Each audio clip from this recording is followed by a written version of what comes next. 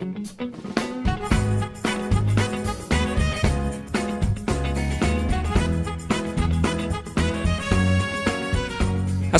warahmatullahi wabarakatuh. Halo, apa kabar pemirsa yang ada di rumah? Senang sekali tentunya saya Jusma Hendra bisa kembali menyapa Anda dalam program Expose Lebih Dekat Lebih Santai. Dalam kerangka pembangunan kualitas sumber daya manusia, permasalahan stunting yang merupakan salah satu bagian dari double burden malnutrition ataupun DBM ini mempunyai banyak dampak yang sangat merugikan, baik dari sisi kesehatan maupun dari sisi produktivitas ekonomi dan dalam jangka pendek maupun jangka panjang. Stunting memiliki dampak terhadap perkembangan anak dalam jangka pendek. Stunting terkait dengan perkembangan sel otak yang akhirnya akan menyebabkan tingkat kecerdasan menjadi tidak optimal. Hal ini berarti bahwa kemampuan kognitif anak dalam jangka panjang akan lebih rendah dan akhirnya menurunkan produktivitas dan menghambat pertumbuhan ekonomi. Dalam peraturan Presiden nomor 72 pada tahun 2021 tentang percepatan penurunan stunting, salah satu prioritas kegiatan yang termuat dalam rencana aksi nasional percepatan penurunan stunting ataupun RAN PASTI adalah pelaksanaan pendampingan keluarga beresiko stunting. Pendampingan semua calon pengantin ataupun calon pasangan usia subur atau PUS dan surveillance keluarga berisiko tinggi atau stunting, di sinilah peran tim pendamping keluarga sangat dibutuhkan pemirsa. Nah, untuk episode kali ini pemirsa kita bakal membahas mengenai topik peran TPK dalam pendampingan keluarga. Sudah hadir di tengah-tengah kita tentunya narasumber yang langsung berhubungan sama TPK pemirsa. Ya, kita langsung sapa saja. Yang pertama ada Ketua TPPK Kota Pekalongan, ada Ibu Hajah Inggit Soraya SSN. Assalamualaikum Bunda, apa kabar hari ini? Waalaikumsalam warahmatullahi wabarakatuh. Sehat je Bunda? Sehat, Alhamdulillah. Ini kalau mamanya kita lihat Bunda Inggit itu seger ya pemirsa ya. Hari ini memakai orange gitu ya Bunda ya, menandakan bahwa memang hari ini sehat dan siap untuk menginspirasi masyarakat Kota Pekalongan ya Bun. Siap, insya Allah. Oke, selain ada Bunda Inggit selaku Ketua TPPK Kota Pekalongan, kita juga kehadiran Kepala Dinsos P2KP Kota Pekalongan pemirsa. Ada Bapak Yos Rosidi SIP MSI. Assalamualaikum Pak Yos. Masya Allah, long time no see ya Pak Yos ya. Beliau ini merupakan dulu kadin saya nih pemirsa, dan akhirnya kita dipertemukan kembali ya Pak Yos ya. Masya Allah. Oke, semoga Pak Yos sehat ya. Semoga bisa menginspirasi juga untuk masyarakat Kota Pekalongan. Kemudian narasumber kita yang terakhir ada Sekretaris Dinas Kesehatan Kota Pekalongan, ada Dr. Junaidi WMSI MED SPPK. Assalamualaikum dokter. Waalaikumsalam. Masya Allah, dokter nggak berat nih dokter? Enggak. Gelarnya maksudnya Masih kurang panjang. Masih kurang panjang. Menginspirasi sekali untuk anak-anak muda ya dokter ya, untuk terus peduli akan pendidikan gitu ya dokter ya. Karena pendidikan itu nanti yang bakal menjadi jendela dunia juga ya dokter ya, untuk para pemuda terlebih di Kota Pekalongan. Baik, sekarang pemirsa kita langsung saja membahas materi perihal episode peran TPK dalam pendampingan keluarga. Saya mau ke Pak Yos terlebih dahulu ya Pak Yos ya, selaku dari Kepala Dinas Dinsos P2KP Kota Pekalongan. Pak Yos, bisa dijelaskan nggak sih secara detail gitu kan? Mungkin pemirsa yang ada di rumah masih bingung, apa sih itu tim pendamping keluarga ataupun TPK? Silakan Pak Yos. Mungkin saya secara makro dulu ya, secara makro. Jadi memang bahwa keunggulan sebuah bangsa itu ditetapkan atau ditentukan di samping oleh SDA tapi juga oleh SDM. Ya. Permasalahannya sumber daya manusia di Indonesia ini kan kita sedang mengalami ini bonus demografi ini ya, dari 2012 sampai nanti puncaknya di 2030. Nah, dalam proses bonus demografi ini kalau tidak disiapkan secara baik, maka nanti yang akhir adalah generasi-generasi yang justru menimbulkan ketidakmanfaatan ya. Karena yang lahir adalah generasi yang lemah, generasi yang terbelakang, generasi yang tidak sehat, dan ini sangat berbahaya. Ini sangat berbahaya karena bonus demokrasi yang harusnya itu merupakan peluang kita untuk maju di negara-negara lain, ini bisa dimanfaatkan secara positif untuk kemudian beralih dari negara berkembang menjadi negara maju. Tapi kalau tidak bisa dimanfaatkan dengan baik, maka justru ini akan menjadi bencana. Oleh karena itu, Indonesia yang merupakan negara dengan jumlah penduduk yang besar ini tentu harus memikirkan lebih jauh mengenai itu. Karena apa? Karena angka stunting di Indonesia itu termasuk tinggi. Jadi kita itu lebih rendah dari Myanmar, ya. Myanmar 35, kita 24,4. Tapi kita kalah dengan Singapura. Singapura hanya 4% angka stuntingnya. Kemudian Vietnam itu ada 23% Vietnam, kemudian Thailand ada 14% dan kita di 24,4. Jadi kita masih tinggi. Oleh karena itu target secara nasional, mengapa kemudian Presiden mengeluarkan Perpres nomor 72 tahun 2021 tentang penurunan stunting. Ini targetnya adalah tahun 2024 dari 24,4% ini menjadi 14%. Nah, bagaimana dengan di Kota Pekalongan?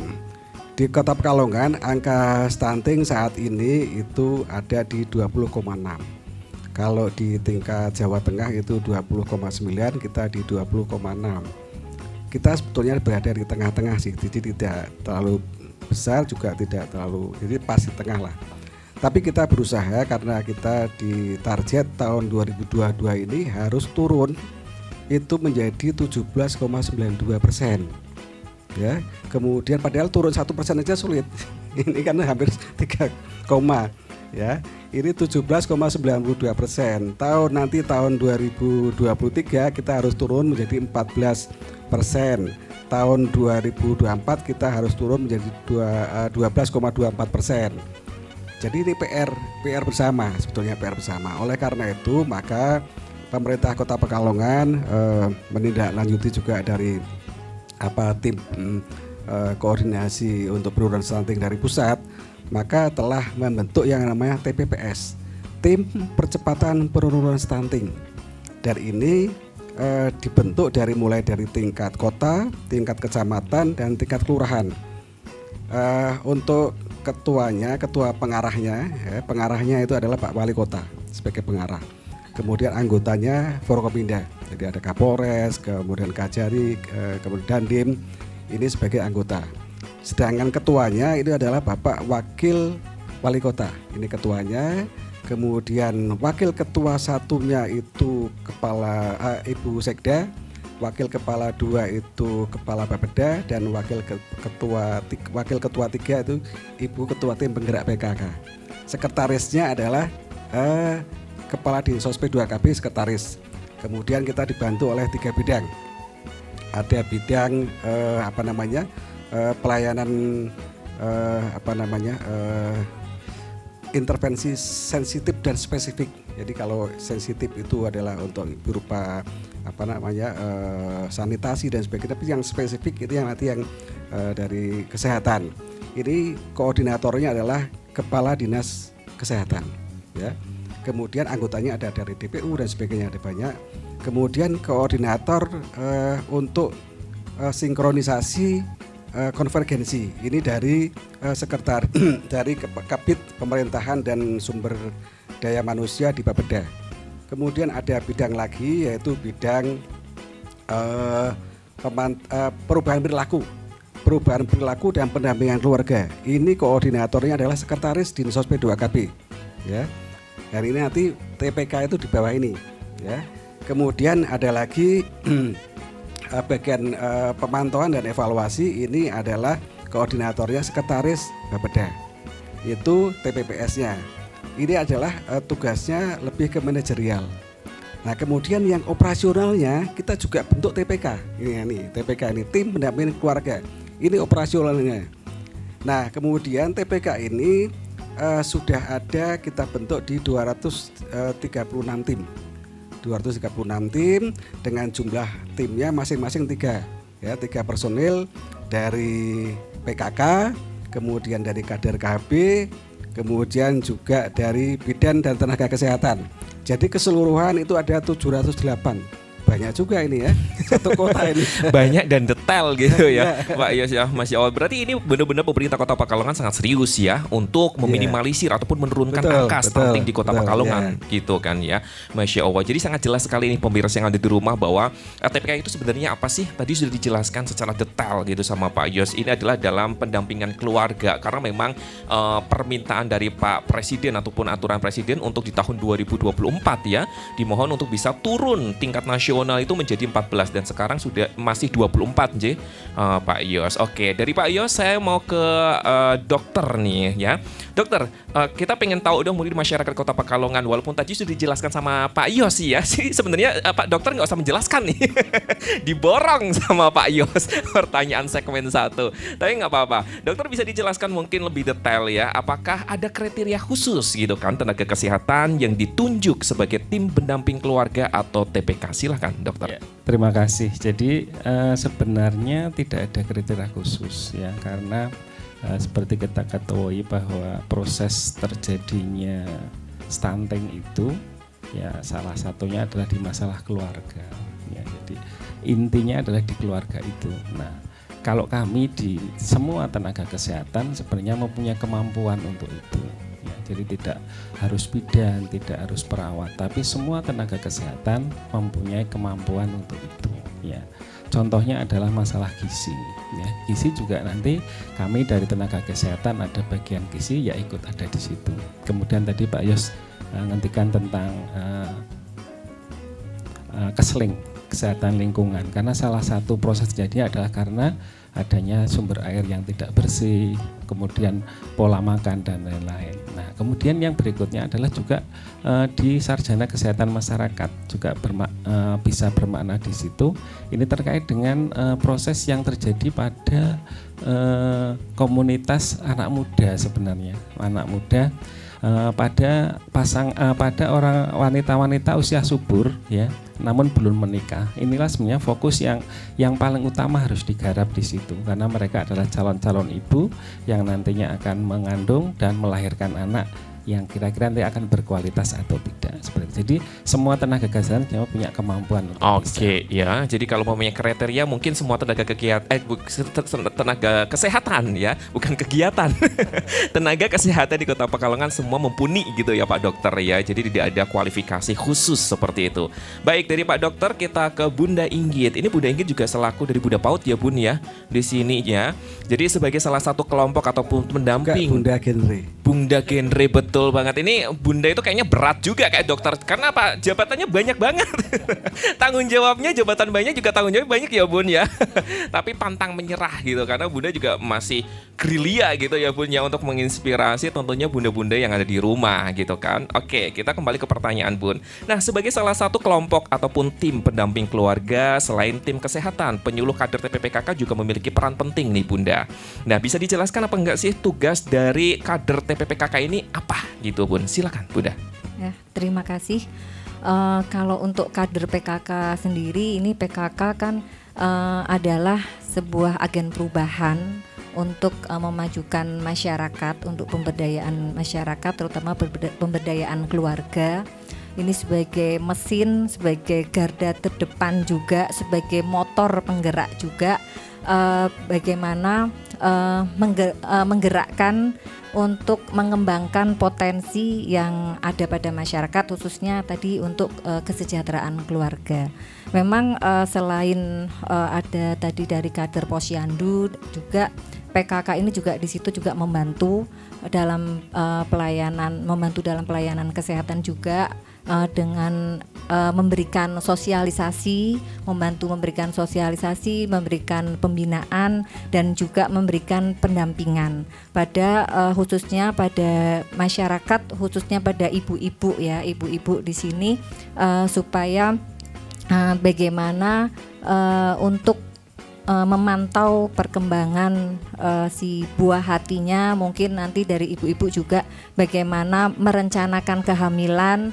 Ini dari kader PKK ini juga membantu dalam sosialisasi itu, dari mulai ibu-ibu menyiapkan untuk nanti calon pengantin, untuk menyiapkan reproduksi, menyiapkan segala sesuatu kesehatan yang nantinya supaya melahirkan anak-anak yang sehat, lalu juga kader PKK mendampingi juga pada masa hamil untuk kita pantau supaya tetap memeriksakan kandungannya, untuk datang ke dokter ataupun ke puskesmas, dan lalu juga setelah lahir juga dari PKK ada pendampingan juga di situ supaya anak-anak yang dilahirkan ini benar-benar mendapatkan asupan gizi yang optimal. Jadi dari mulai ASI eksklusif, lalu nanti ada pemberian makanan tambahan juga, lalu sampai dengan imunisasi, dasar cakupan imunisasi yang lengkap,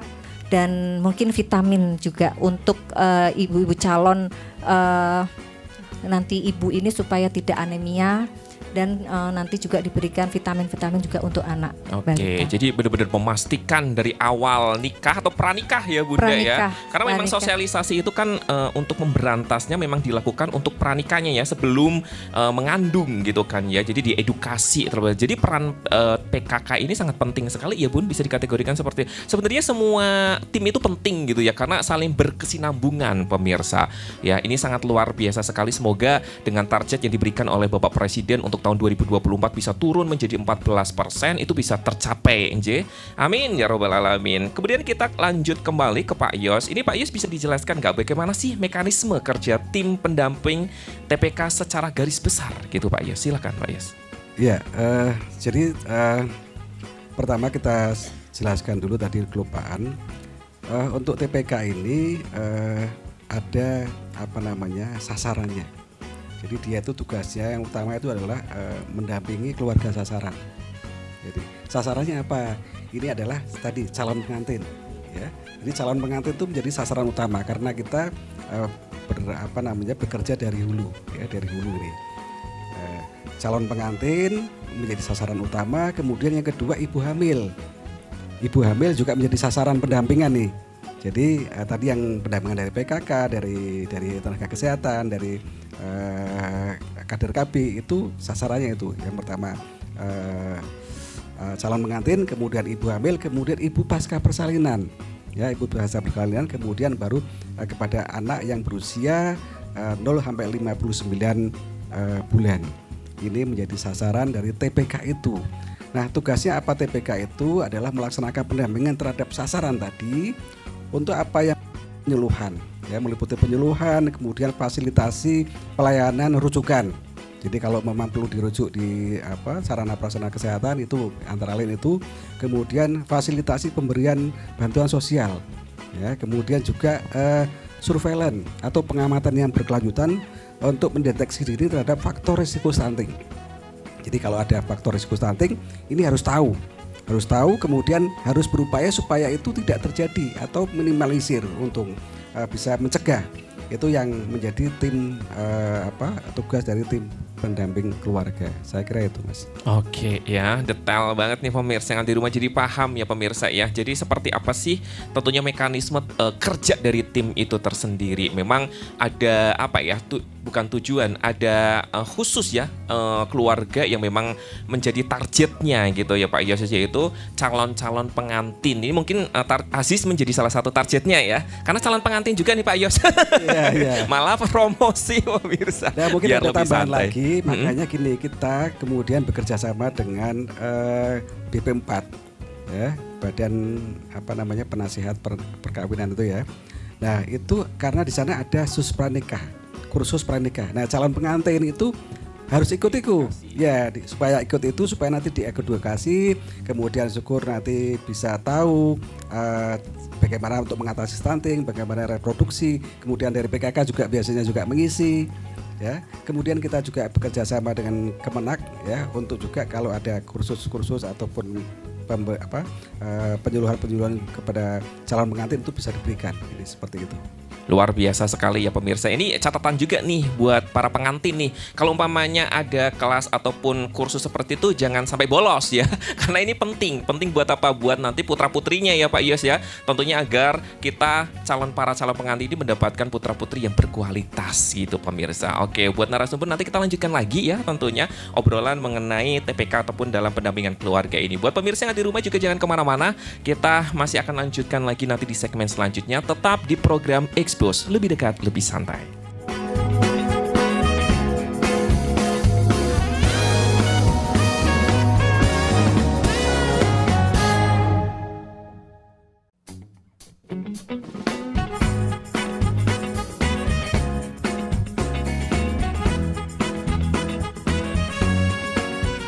Kita lanjutin kembali pemirsa yang ada di rumah, masih di program Expose lebih dekat lebih santai. Masih bersama dengan Bunda Inggit, kemudian ada Pak Yos dan ada Pak Dokter. Masya Allah, ini semoga Aziz ketularan cerdasnya ya. Amin. Jangan cuma ketularan cerdas saja pemirsa, rezekinya juga ya. Itu penting loh Pak Yos, ya Kak sih. Lu mintanya sama Pak Yos. Oke, saya pengen bertanya nih sama Bunda Inggit. Bunda, ketika menjadi kader TPPKK Kota Pekalongan dari tim pendamping keluarga TPK yang terjun secara langsung di lapangan, permasalahan yang sering ditemuin itu apa sih Bun kalau di Kota Pekalongan? Silakan Bunda bisa sharing. Kalau permasalahan yang biasa ditemui mungkin masih kurang adanya komitmen dari pihak KUA dengan calon pasangan pengantin yang belum ada kewajiban atau mengharuskan. Jadi belum ada kesepakatan komitmen supaya mengikuti untuk kelas pengantin. Mungkin itu lalu. Padahal komitmen penting ya Bun ya. Kalau nggak ada komitmen nanti berantakan hubungannya dong Bun. Banyak dari calon pengantin ini yang istilahnya mengabaikan. Betul. Lalu juga selain itu kita melihat di lapangan ini kurangnya pendidikan ya, mungkin pendidikan masyarakat tentang kurangnya pemahaman, kurangnya pengetahuan dari masyarakat khususnya ibu-ibu ini dalam pola asuh maupun dalam memberikan asupan gizi yang baik seperti apa, ini masih sangat kurang. Jadi memang dari kita tim Gerak PKK ini memang bekerja keras untuk selalu mendampingi dalam memberikan sosialisasi terkait itu. Oke ya, jadi masyarakat ataupun ibu-ibu di Kota Pekalongan itu kalau maunya bahasa Jermannya bilang itu masih bambuh ya Bunda ya. Ini perlu dijewer nih Bunda kayaknya Bunda. Aduh, jangan kayak gitu dong, karena ini apa ya, tujuannya adalah untuk kepentingan para generasi penerus gitu ya Bunda ya. Jadi mungkin buat catatannya, karena memang yang sering ditemukan nih untuk tim penggerak PKK itu kurangnya edukasi, kemudian kurangnya komitmen antara KUA dan juga para calon-calon pengantin ya. Kembali lagi sebenarnya di dalam situ ketika ada komitmen, di situ ada edukasi juga ya Bun ya yang ingin disampaikan oleh KUA ya. Kemudian mbah-mbuhnya itu tolong dihilangkan mungkin. Karena kalau umpamanya generasi kita cerdas, generasi kita kualitas, insya Allah kotanya pun akan menjadi kualitas ya Bun. Amin, Masya Allah ya. Dari Bunda Inggit kita move ke dokter. Ini kalau kita berbicara mengenai data stunting nih dokter di Kota Pekalongan dari tahun ke tahun, apakah mengalami penurunan? Apa malah mengalami kenaikan, lonjakan yang cukup signifikan? Nah, bisa dijelaskan nih dokter ataupun disebutkan datanya dari tahun 2020 hingga 2022 ini. Kita dari Dinkes biasanya melaksanakan pengukuran ini pada saat pas pemberian vitamin A. Ya, jadi antara bulan Agustus dan Februari. Ya. Dari sekian yang bayi balita yang kita periksa, ada suatu stagnasi. Jadi antara 6-7% jumlah dari yang kita periksa, kemudian kita nyatakan menjadi stunting. Jadi sekitar tiap Agustus itu kita periksa sekitar 18.000, ada sekitar 1.500. Yang sekarang jadi sekitar 7-6%. Pernah satu waktu di tahun 2019 kita pernah tertinggi itu sekitar 10%. Tapi setelah itu mengalami penurunan dari 7 ke 6 dan sekarang 6,7%. Seperti itu. Oke, kalau bisa dikategorikan dibandingkan dengan kabupaten ataupun kota lain, itu Kota Pekalongan masih cukup tinggi nggak tuh dokter untuk angka 6 ataupun 7% itu? Iya, kalau dibandingkan dengan daerah lain sebenarnya kita sudah lebih bagus ya Pak Yos ya. Banding dengan capaian yang ada di provinsi maupun secara nasional. Jadi kita masih sekitar di bawah 20-an kalau kita betul-betul melaksanakan pemeriksaan secara menyeluruh, karena keterbatasan tenaga kami, maka yang kita periksa dan kita nyatakan hanya yang pada datang ke posyandu untuk mendapatkan vitamin A itu. Nah, mungkin ya ini dari TPK ini nantinya yang akan lebih progresif ya, pencarian surveillance tadi Pak Yos sudah sampaikan, sehingga semua data balita batita itu bisa tercakup ke kami, ke kita, sehingga angka kejadian stunting itu betul-betul tajam, tidak seperti yang sekarang. Oke, luar biasa. Jadi effort yang sudah dikeluarkan oleh tim TPK ini tidak sia-sia ya Pak Yos ya. Alhamdulillah di Kota Pekalongan dibandingkan dengan kota ataupun kabupaten yang ada di Indonesia termasuk kategori yang cukup minim ataupun sedikit seperti itu pemirsa. Oke, kembali ke Pak Yos nih. Pak Yos, bisa dijelaskan nggak sih apa sih sebenarnya stunting itu, kemudian penyebabnya dan juga pencegahannya? Mungkin masyarakat Kota Pekalongan ada gitu yang belum familiar akan stunting itu apa. Silakan Pak Yos. Ya, mungkin saya menambahkan aja yang tadi masalah jumlah stunting. Karena kelihatannya kan terkesan beda nih antara tadi menyebutkan 20,6 dengan ini sekitar 6-7%. Karena memang kalau yang 20,6 itu berdasarkan dari survei standar gizi Indonesia atau SGI. Itu secara nasional. Tapi memang kalau secara dari penimbangan serempak yang dilakukan oleh Dinas Kesehatan, kita itu paling hanya 7,8%. Sekitar itu, sehingga memang banyak kota juga yang komplain ini masalah yang survei SSGI ini karena tinggi. Nah, kita 20,6 artinya kalau Jawa Tengah 20,9, kita di 20,6. Tapi kalau secara penimbangan dari serempak yang dilakukan oleh dari Dinkes itu sekitar 7,8%. Jadi rendah juga sebetulnya.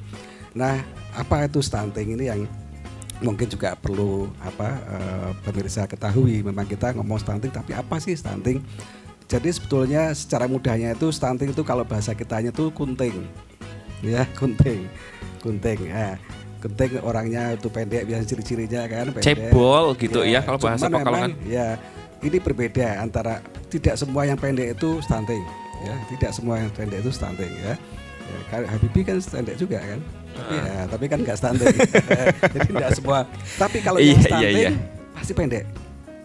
Jadi kalau yang stunting pasti pendek. Jadi stunting itu definisinya adalah gagal tumbuh ya. Gagal tumbuh, ada permasalahan atau gangguan pertumbuhan. Ya, gangguan pertumbuhan yang dialami seorang anak di mana dia bayi itu lahirnya itu berat badannya itu kurang dari 2,5 kilo. Dan tinggi badannya itu kurang dari 48 cm. Ya, ini biasanya kalau sudah seperti itu, ini ciri-ciri stunting. Nah, kemudian ada ciri-ciri yang lain. Ciri-cirinya antara lain dia dengan teman sebayanya itu pertumbuhannya lebih lambat secara mental, secara motorik dan sebagainya. Kemudian usianya dia kelihatan lebih muda ya, dari usia sebayanya. Kemudian perkembangan mentalnya juga lambat ya, biasanya seperti itu, dia agak terbelakang, itu stunting dan kita tidak ingin itu terjadi. Makanya memang kita cegah itu sejak dari hulu harus diketahui, karena biasanya kalau ini sudah terjadi sampai 1000 hari HPK itu memang nanti sulit. Kalau sudah 2 tahun ya Pak Dokter ya, itu sulit mendandaninya ya, nggak bisa lagi. Ini makanya sebelum itu harus dicegah. Terutama pentingnya itu di pencegahan. Makanya kita ada tim TPK itu supaya nanti mereka catin itu atau pasangan usia subur itu sebelum menikah itu bisa kita edukasi dengan baik pada saat lahir. Anaknya juga sehat, itu seperti itu. Luar biasa. Ini buat catatan buat kita semuanya nih pemirsa calon pengantin. Emang ketika ada edukasi memang harus didengarkan dan harus datang ya pemirsa. Karena untuk menghindari itu semuanya ya Pak Yos ya. Tentunya kita juga nggak pengen dong memiliki keturunan yang tadi sempat dideskripsikan sama Pak Yos gitu. Tidak hanya secara fisikly saja yang berbeda dengan teman-teman sebayanya, namun juga perkembangan otaknya dan lain sebagainya itu juga berpengaruh pemirsa. Oke, sekarang kita ke Bunda Inggit. Bunda, bagaimana tanggapan Bunda Inggit terhadap angka stunting yang masih cukup tinggi di Kota Pekalongan? Adakah program kerja yang concern gitu dari tim TPPKK Kota Pekalongan terhadap stunting ini, Bunda? Silakan. Ya, baik. Kalau untuk tanggapan stunting di Kota Pekalongan ini memang masih cukup miris ya, karena tadi sudah dijelaskan bahwa kita masih ada di angka 20,6% untuk angka stunting di Kota Pekalongan, dan kita juga punya target nanti di 2024 angka stunting ini targetnya 12%, artinya tiap tahun kita menurunkan 3%. Ini kerja keras ya dari kita supaya angka stunting ini bisa sesuai dengan target, malah justru kita pengennya itu sampai zero stunting ya mudah-mudahan. Karena stunting ini bukan saja lambatnya tumbuh kembang pada anak ini secara fisik saja, tapi juga secara kecerdasan otaknya. Kecerdasan otaknya ini juga terlambat. Memang kalau stunting ini untuk dihindari ini kurang dari 2 tahun. Jadi perkembangan otak anak ini bisa berkembang ini kurang dari 2 tahun. Tetapi kalau sudah lebih dari 2 tahun ini akan lebih sulit lagi. Jadi kita hanya bisa mengejar mungkin secara fisik, tapi untuk secara kecerdasan otak ini memang sudah susah sekali. Tetapi kita PKK mempunyai beberapa program, yaitu tadi program-program dari kita yang seperti tadi saya jelaskan. Jadi kita melakukan pendampingan juga pada ibu dan bayi. Kita melakukan sosialisasi. Paling tidak kita juga memberikan sosialisasi untuk meningkatkan pola asuh kita terhadap anak-anak kita supaya ditingkatkan. Lalu pemahaman dalam pendampingan pemberian tadi gizi. Intinya kalau untuk stunting ini memang kita fokus pada pendampingan pemberian gizi yang bagus, karena gizi yang bagus dari cukup dari mulai kehamilan sampai hingga nanti ini sangat berpengaruh. Luar biasa sekali ya. Jadi dari tim TPPKK Kota Pekalongan memang memiliki program khusus ya. Ini didampingin sampai berkelanjutan ya Bunda ya. Dari awal pranikah sampai dengan putra-putrinya lahir ataupun anak-anaknya lahir pun tetap didampingi dengan tentunya memastikan gizi yang dikonsumsi dari ibu dan juga anak tersebut baik gitu pemirsa. Oke, kita lanjutkan lagi pemirsa. Saya ingin ke Pak Dr. Junaidi nih Pak Dokter. Ini stunting atau kondisi gagal tubuh pada anak akibat kurang gizi kronis pada periode 1000 hari yang pertama kehidupan, yakni sejak janin anak berusia 24 bulan. Kalau umpamanya penanganan stunting ini sudah melebihi dari keterangan tersebut, apakah bisa tertolong gitu? Maksudnya apa bisa diperbaiki dengan baik gitu dokter? Silakan dokter. Ya, terima kasih. Jadi sudah per definisinya bahwa stunting itu adalah gagal tumbuh mulai dari awal kehidupan. Jadi awal kehidupan itu terjadi di kandungan. Makanya disampaikan adalah 1000 hari. 1000 hari itu terdiri dari 2 tahun 24 bulan ditambah dengan masa kehamilan. Nah, masa emas ya atau golden period dari seorang anak pertumbuhan itu adalah 2 tahun kehidupan itu ya. Jadi apabila setelah 2 tahun baru ada intervensi terhadap anak tersebut, maka ya umpama pun bisa kita laksanakan tidak bisa maksimal ya. Sehingga apa yang dilakukan di Dinkes terutama adalah dengan pemfungsian posyandu ya. Posyandu yang pertama yang kita mulai aktifkan adalah posyandu remaja ya Bapak Ibu semua. Posyandu remaja ini mempersiapkan terutama adalah calon ibu ya, calon ibu, karena kita melihat pola makan dari adik-adik kita sekarang senangnya kan junk food ya Bunda nggih. Junk food yang di situ kandungan besinya terutama sudah hilang ya, karena proses pemanasan, proses yang lain-lain, sehingga kebanyakan pada saat dilakukan pemeriksaan anak-anak wanita remaja kita itu hampir 90% anemi ya. Nah inilah sebenarnya yang nantinya pada saat mereka itu hamil maka akan memberikan asupan gizi yang kurang kepada anaknya. Di samping juga ada penyakit-penyakit lain yang memang mengakibatkan bahwa aliran vitamin, aliran energi dari ibu kepada anaknya akan makin berkurang. Jadi itu. Kemudian juga melahirkan, bagaimana kita kemudian membuat program tentang inisiasi menyusui dini. Ya, kalau dulu kan begitu ibu melahirkan ditunggu sampai berapa jam saya berarti untuk tidak melahirkan, untuk tidak menyusui. Tapi sekarang begitu lahir, baik itu lahir normal maupun langsung untuk menyusui langsung gitu didampingkan, Oke. langsung diberikan inisiasi menyusui dengan langsung mengemutkan bayi itu pada ibunya. Dengan tujuan adalah untuk menghindari stunting itu ya Iya, dokter ya. salah satunya adalah ternyata salah satu penyebab di Kota Pekalongan mungkin ini ya. Jadi memang ada tradisi yang itu, yang tentang ASI itu. Oke, Ya, dokter, nanti kita lanjutkan lagi tradisi Ya. di Pekalongan yang negatif itu ya, agar tentunya kita semuanya bisa menghindari tradisi Ya, tersebut jadi, gitu dokter. ya. Dan kita harus break terlebih dahulu pemirsa ya, nanti kita lanjutkan lagi ke segmen selanjutnya. Buat pemirsa yang ada di rumah, penasaran tradisi apakah yang harus dibabat tuntas agar tidak dipakai lagi itu sama generasi-generasi selanjutnya. So, tetap di program Expose, lebih dekat, lebih santai.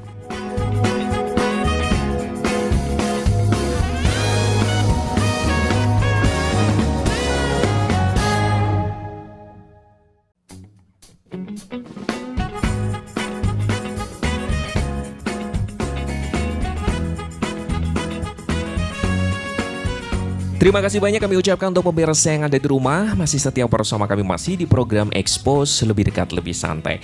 Tadi Dr. Junaidi sempat mengatakan bahwa ada nih kebiasaan-kebiasaan masyarakat Kota Pekalongan yang cukup kurang baik gitu pemirsa. Nah, seperti apa sih kebaikan-kebaikan tersebut? Coba kita tanyakan ke Dr. Junaidi. Dokter bisa dilanjutkan kembali. Sorry loh dokter, tadi cepat dipotong loh ya. Saya juga asli sini, jadi tahu bagaimana tradisinya, kebiasaan mungkin ya dokter ya. Kebiasaan yang pertama pada saat ibu hamil, itu makanan yang amis seperti ikan, telur, daging itu dilarang, ya karena nanti katanya nyebabin anaknya jadi ngiler. Ya seperti itu, hal-hal yang padahal sebenarnya pada saat ibu hamil dibutuhkan protein, dibutuhkan lemak dan lain-lain, yang itulah yang menjadi sumber penghidupan dari anak ini. Nah, ini yang sementara ini, kalau orang sini kan mitos-mitos yang harus dibabat tuntas ya dokter ya. Bagusnya makannya ya kerupuk ya Bu ya. Waduh, nggak ada gizinya sama sekali ya. Kerupuknya, terbang ntar anaknya dokter. Kerupuknya kerupuk usek lagi. Waduh. Berat. Jadi kemudian makannya nasi sama garam gitu saja sudah cukup. Mutih ya. Mutih. Biar anaknya putih, rambutnya ketel, itu salah ya, pengertian ataupun edukasi yang kurang tepat. Kemudian setelah melahirkan juga kayak gitu lagi. Ya, biar satu anaknya tidak cacingan, maka ibu-ibunya tidak boleh makan ikan. Kemudian yang masih juga berlaku di sini bahwa ketentuan untuk pemberian ASI eksklusif sampai 6 bulan tidak dilaksanakan. Karena apa? Menganggap bahwa bayi nangis itu lapar. Dan lapar maka diberikan makanan tambahan sebelum berusia itu. Nah, makannya pakai pisang, pakai nasi, pakai tajin dan lain-lain.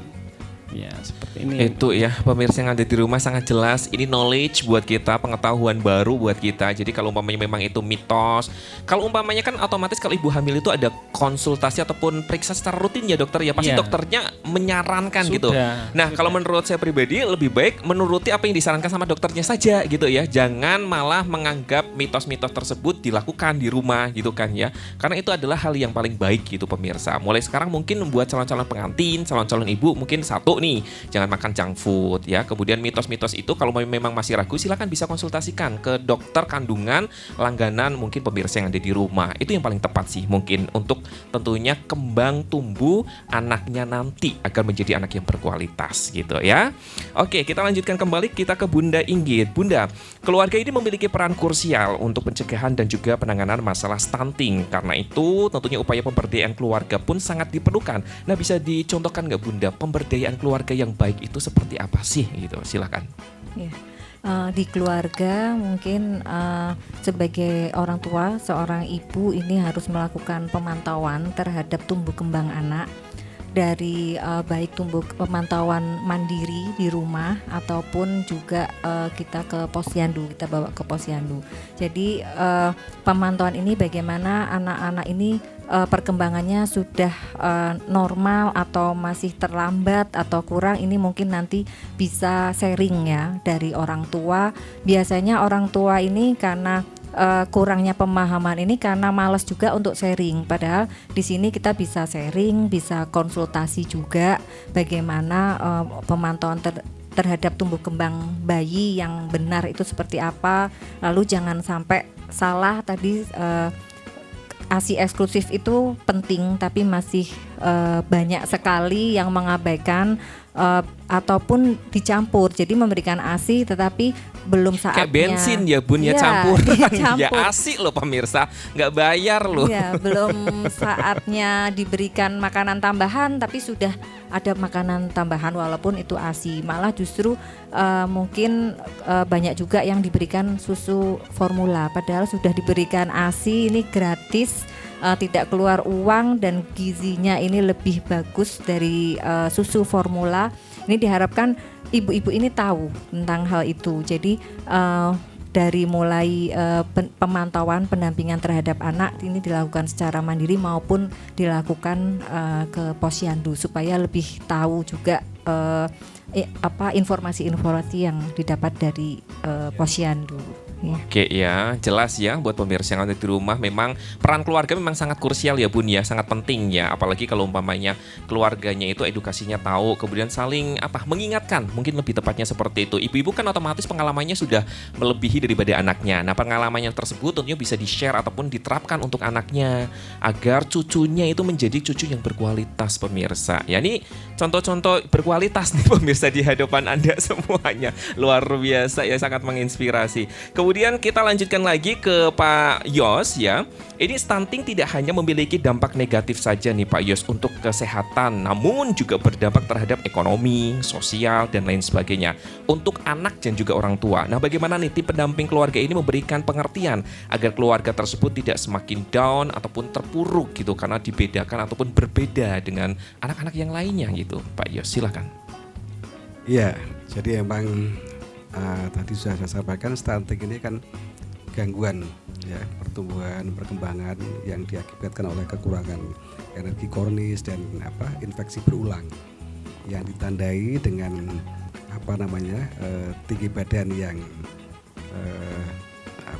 kurang dari 48 cm pada saat lahir, kemudian berat badannya juga 2,5 kurang dari 2,5 kilo. Dan ini memang akhirnya berakibat pada saat perkembangannya dia setelah lahir juga sama, tadi tidak sama dengan teman sebaya dan sebagainya, terbelakang, lebih rendah, lebih pendek dan sebagainya. Nah, di sini memang di kita itu TPK, tim pendamping keluarga yang terdiri dari PKK, kemudian KB, kader KB dan dari tenaga kesehatan itu memang dibekali dengan aplikasi yang namanya LC-Mil ya, LC-Mil, elektronik siap nikah dan siap hamil. Nah, LC-Mil itu memang harus di-download oleh calon pengantin. Ini calon pengantin harus download itu. Nah, kemudian di situ nanti ada konsultasi juga untuk ruang konsultasi melalui chatting dengan tim pendamping keluarga ini. Karena tim pendamping keluarga itu ada di kelurahan itu. Syaratnya dia berdomisili di kelurahan tersebut. Kemudian kita juga beri transport itu mereka. Kita beri transport, kita berikan juga bantuan voucher untuk mengaplikasikan itu kan. Itu setiap bulan 100.000. Ya. Oleh karena itu ya silakan chatin itu, kemudian nanti bisa berkonsultasi kalau ada permasalahan-permasalahan yang terkait dengan masalah baik masalah dia persiapan untuk hamil, kemudian masalah pada saat nifas, masalah pada saat membesarkan anaknya dan sebagainya. Dan memang ini merupakan tugas TPK juga tadi bagaimana supaya mengedukasi anak yang berusia kurang dari 6 tahun, bayi itu supaya kurang dari 6 bulan Bu ya, untuk bisa mengonsumsi ASI eksklusif. Itu termasuk tugas dari TPK juga, dari PKK, dari kader KB ya kesehatan, kemudian untuk memberikan makanan tambahan pendamping ASI setelah 6 bulan itu juga sama. Nah, di sini memang kita timnya antara lain itu, kemudian tugasnya juga mengedukasi supaya yang sudah kadung stunting tadi supaya tidak down, ini juga tugas tim TPK juga suka membesarkan hati kepada keluarganya untuk tidak putus asa, untuk tetap merawat anak itu dengan baik ya, agar anaknya juga tidak down dan sebagainya. Ini tugas TPK. Jadi tugas TPK memang banyak dari mulai tadi sebelum nikah ya, ada screening 3 bulan, di screening itu 3 bulan diawasi terus. Kalau anemia ya tunda dulu ya, tunda lagi, misalkan harus nikah, hamilnya ditunda misalnya ya, jangan hamil dulu sampai kemudian dia tidak anemis ya gitu kan. Lingkar lengan atasnya juga sudah memenuhi syarat dan sebagainya. Sampai kemudian dia tadi setelah melahirkan, setelah ini itu komplit. Jadi kalau mau dipaparkan sebetulnya panjang banget. Luar biasa Iya. ya. Jadi memang petugas TPK ini sangat sibuk sekali ya. Betul. Bisa menjadi petugas kesehatan, bisa menjadi psikiater, psikolog. Bahkan Ya. saya salutnya pada saat banjirop kemarin itu masih sempat TPK itu datang untuk mengedukasi. Itu luar Oh, biasa, di tengah-tengah luar rob, biasa. padahal rumahnya kena rob yang Mhm. di sasaran keluarganya itu, tapi dia datang. Itu luar biasa. Jadi mereka patut kita hargai itu bersama. Betul, luar biasa. Ya boleh tepuk tangan pemirsa yang ada di rumah. Ini luar biasa, berarti memang petugas TPK itu sudah berkomitmen ya sama kewajiban ataupun tugasnya gitu Pak Yos ya. Apapun yang terjadi di Kota Pekalongan tetap memberikan sosialisasi ya. Tujuannya adalah untuk menurunkan angka stunting di Kota Pekalongan pemirsa. Kita lanjutkan lagi ya, kita ke Dr. Junaidi. Ini bisa dijelaskan nggak sih Dok sebenarnya fase terdeteksi bahwa anak tersebut stunting dan bahaya terbesar dari stunting itu apa dokter? Silakan. Ya, jadi seperti definisi 1000 hari ya, 1000 hari, makanya pendeteksian itu bisa terlihat mulai dari awal dengan pengfungsian posyandu yang diadakan tiap 1 bulan atau 35 hari. Itulah bagaimana seorang ibu bisa membawa bayinya untuk ke posyandu. Paling tidak kan diukur tinggi badan, kemudian berat badan. Nah, dari tinggi badan, berat badan yang ditemukan pada saat itu nanti akan dikonversikan kepada satu grafik. Nah, apabila grafik itu keluar dari nilai rata-rata yang ada di bawah, dibagi menjadi 3 SD ya, 3 standar deviasi itu, kalau nanti sudah sampai tanda 2, main 2, itu sebagai tanda peringatan. Nah, tanda peringatan bahwa ini harus hati-hati. Ini sudah ada tanda-tanda ke arah sana. Apalagi kalau sudah di main 3 SD itu, ini menunjukkan bahwa oh ini sudah stunting. Dan stunting itu bisa ditemukan sejak awal, sejak bayi itu umur 1 bulan. Karena adanya gagal tumbuh kembang itu. Ya. Jadi pada saat itu pun sudah kelihatan. Nah, intervensi-intervensi yang dilakukan sejak awal ini itu yang menentukan tingkat keberhasilan kita terhadap penanganan stunting. Seperti itu. Dengan apa? Ya tadi Bunda sudah ngendikan ya, dengan intervensi tambah vitamin, tambah makanan tambahan, tambah seperti itu. Oke ya, jadi kalau berbicara mengenai deteksi ini bisa dideteksi ketika memang sudah di kehamilan ya dokter ya. Jadi untuk para bunda-bunda mungkin yang masih hamil itu untuk datang ke posyandu itu sangat penting ya dokter. Nanti di situ perkembangannya akan kelihatan ya secara jelas gitu. Jadi jangan mengabaikan untuk periksa rutin, kemudian untuk datang ke posyandu dan lain sebagainya ya. Oke, kembali lagi ke Bunda Inggit nih. Bunda, banyak sosialisasi yang dilakukan oleh Bunda PAUD ya. Kemarin Aziz sempat baca nih di berita memberikan workshop edukasi deteksi dini penanganan stunting yang diikuti Lembaga Pendidikan PAUD di Pekalongan Selatan. Bisa dijelaskan detail kegiatan tersebut Bunda, silakan. Ya, makasih Mas Aziz. Kegiatan kemarin yang menginisiasi yaitu Pokja Bunda PAUD Kecamatan Pekalongan Selatan kemarin mengadakan workshop ya BIMTEK untuk mendeteksi dini anak-anak yang terkena stunting. Jadi memberikan workshop buat para guru-guru, khususnya guru-guru PAUD yang berdampingan dengan anak-anak ini supaya tahu apa ciri-ciri dari stunting. Jadi sudah terdeteksi dari awal. Jadi guru-guru juga harus mengerti bagaimana ciri-ciri anak stunting ini yang seperti apa. Lalu untuk tumbuh kembangnya baik secara motorik juga mungkin anak yang stunting ini juga berbeda. Dan nantinya akan ada penanganan khusus terhadap anak-anak tersebut. Mungkin lebih untuk perhatiannya mungkin bisa dilebihkan di anak-anak yang stunting, karena memang harus mendapatkan perhatian khusus anak-anak yang stunting ini supaya mengurangi efek yang berat dari anak-anak yang mengalami stunting ini. Jadi untuk kedepannya supaya untuk mengurangi, jadi kita harus tahu sebagai guru-guru pendamping, guru-guru pendidik PAUD ini harus tahu bagaimana mengatasi anak yang seperti ini. Nanti harus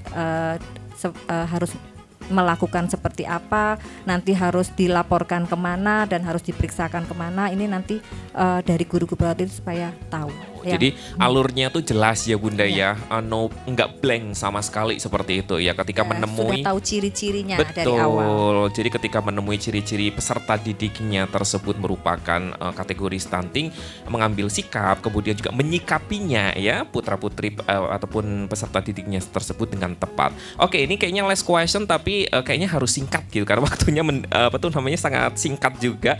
Bisa diberikan pesan mungkin untuk calon pengantin, calon ibu, calon keluarga gitu agar bisa dapat mencegah gitu. Singkat saja Bunda, kemudian lanjut Pak Yos dan Pak Dokter, silakan. Ya, untuk calon pengantin supaya mempersiapkan ya untuk nanti perencanaan kehamilan. Jadi dari calon pengantin ini supaya mencari informasi bagaimana mengatasi anak-anak, mencegah anak-anak yang nantinya dilahirkan stunting ini bagaimana. Jadi calon-calon pengantin ini untuk tetap memeriksakan supaya tidak anemia, lalu juga mempersiapkan mungkin usia juga jangan sampai di bawah umur, lalu juga mempersiapkan kesehatannya dan mungkin nanti yaitu tadi ada urutannya setelah nanti calon pengantin nanti menjadi ibu hamil, lalu pasca melahirkan, dan juga nanti bagaimana cara mengasuh